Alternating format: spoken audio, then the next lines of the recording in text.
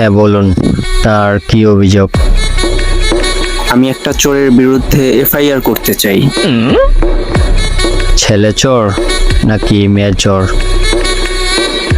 জি, মেয়ে চোর। চোরের নাম কি? তা জানি না।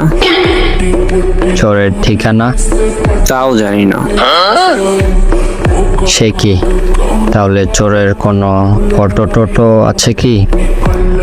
তাকে জীবনে দেখিই নেই, ফটো থাকবে কি করে?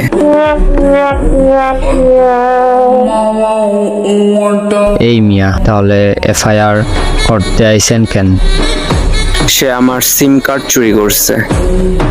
কেমনে বুঝলেন? জি, মানে আমার সিম কার্ড কয়দিন হলো হারিয়ে গেছে। সিমটা খুঁজে পাওয়ার জন্য যখনই আমি কল দেই, তখন ওই পাশ থেকে একটা মেয়ে বলে, সরি, এই মুহূর্তে সংযোগ দেয়া সম্ভব হচ্ছে না। তারপর যখন আমি বলি আপনি কে আর এখন সংযোগ দিবেন না কেন, আর তখনই কলটা কেটে যায়। প্রতিদিন ওই একই ঘটনা ঘটে।